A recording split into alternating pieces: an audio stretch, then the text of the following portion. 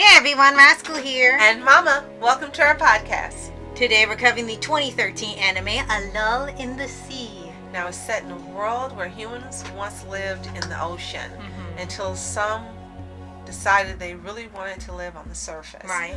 And 4 students from the sea village called Shioshishio attend school on the surface for the first time. Yep. And before we start, be sure to like, subscribe, and click the notification bell to get updates on future podcasts and World of Paws videos. Absolutely.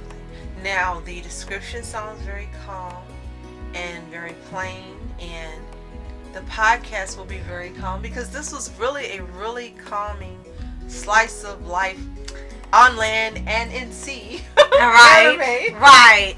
And it has actually become one of my favorites in slice of life.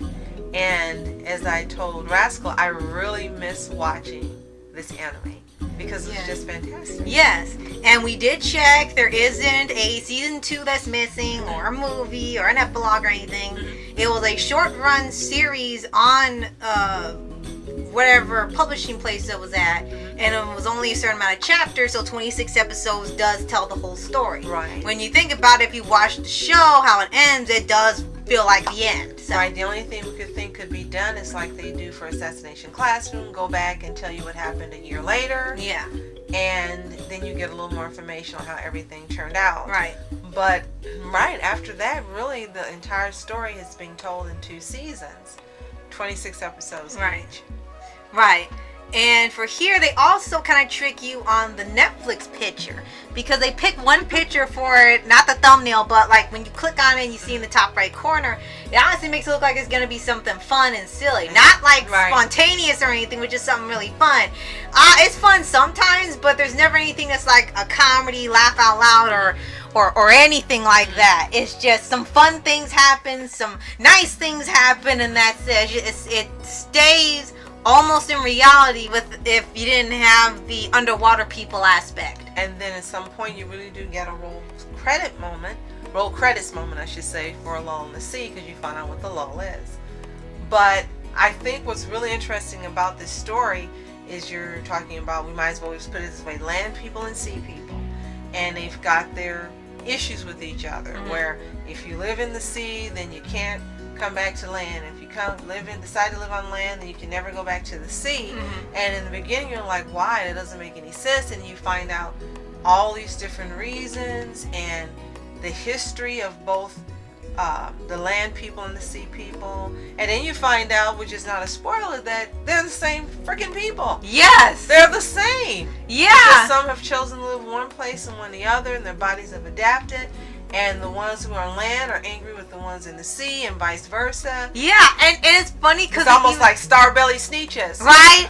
And they even bring up in the show when someone says, we're all once in the ocean, we're all still humans, so what's the difference? They're like, oh, how dare you? Right? It's like, yeah, you're seriously the same people. Now, one thing that also sticks out about this anime is you've got the existence of these different they call them, I'll say, little g gods that exist in this universe. Yeah. And you've got one who's the scale, who was formed from the scale of a little g god. Yeah. And he's got this long white hair, and he's like he's a hippie, and he's got a kind of like a snarky attitude, like Snivy and and but he knows everything, and they go to him to ask questions, and he lives within a shrine or a temple in the sea.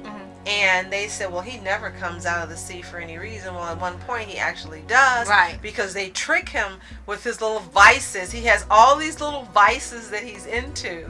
And they placate him with offerings.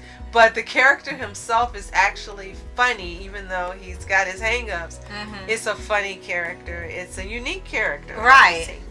And they have a lot of moments where there's, of course, a lot of drama and, of course, shipping. And you kind of think it's going to go one way, but it goes another way because they got to play with the love triangles or love rhombus or something because everyone likes someone else. And yes, everyone likes somebody in here. Yes. And even the little kids like someone and grow up, and it's 5 years later. Right. And it's like, they're still crushing on them and going, oh, now it's my chance. Yeah, and it's like, what the heck?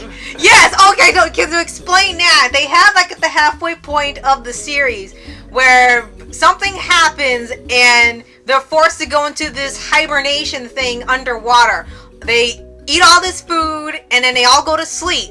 And you don't know when they wake up. I guess whenever the deity is ready to let them wake up. Or when the event has passed. Right. And it says gonna end the world, and this is the preparation for it. Right. So they're all supposed to go to sleep, but then there's a 5-year jump, and then one of them wakes up. But when they start waking up, at least the main characters that are the kids, they don't seem to have aged at all physically. They're exactly the same. Yet the people who are on the surface, of course, have aged 5 years, including these 2 10-year-old girls that are now 15.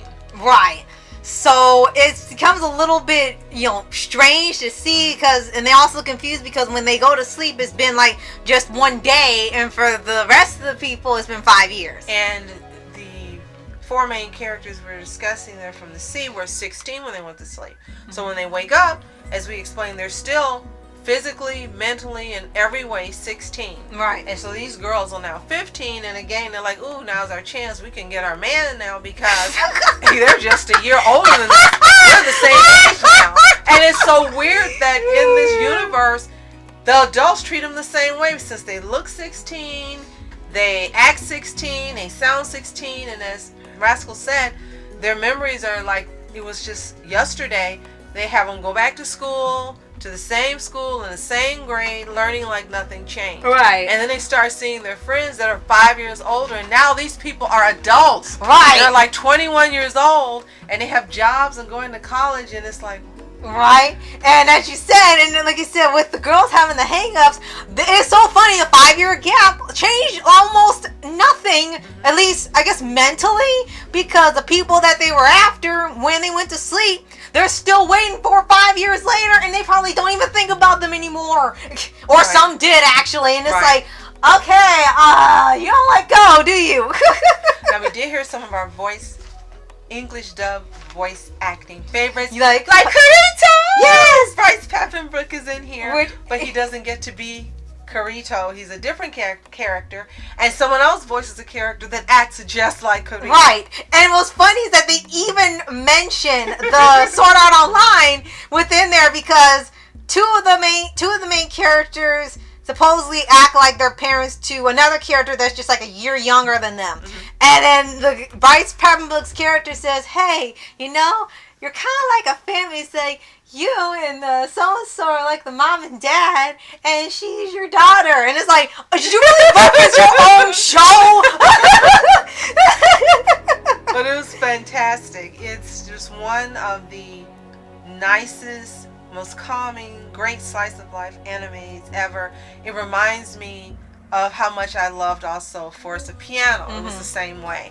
And if this is an anime you have not seen, you really need to see it. It's on Netflix still. I don't think it's a Netflix original. No, it's not. Okay. It's just something that they acquired. But right now it's still there, and if you haven't seen it, add it to your watch list. Give it a try.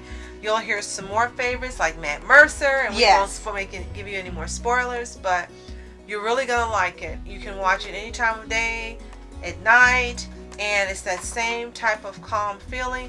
It's really interesting that we want to let you know that it's not boring at all. There's excitement, there is suspense, there's drama, there's fun. Mm-hmm. It's got everything within this wonderful slice of life anime, and even some really beautiful openings and endings as well. Yes. As well. Yes. So, if you have not seen Lull in the Sea again, go to Netflix, watch it. Let us know what you think in the comments below. If you've already seen it, back originally when it came out in 2013, or on Netflix, let us know what you think in the comments below. If you have a favorite character, if you wish this anime had continued like I do, I would have loved for them found a reason to continue it, or again, a year later, what happened after a year of them being back awake, right, and Shioshishio being revived and everything's going on. Right. And be sure to like, subscribe, and click the notification bell to get updates on future podcasts and Roll to Pause videos. Yes, and one more thing, there's a lot of plot information we left out deliberately because we really don't want to spoil it for you. We tell you too much, Yes. you won't have the same experience. Right. So It even has its own lore behind yes, it. absolutely. So again, give it a try. We know you're gonna love it. And thanks for listening to us today. Yes. I'm Rascal Entertainments. And I'm Mom Entertainment. Have a toontastic day. Peace. And reporters sitting, flashing lights, trying to walk around, man. Who the hell are you? What you wanna do? My man, it's on you. Man, it's on you. Put her in my dreams. She was my queen. A castle in the mountaintops, rivers and streams. Plucking sunlight from the sky in my pocket. Give it to you later on in the form of a locket.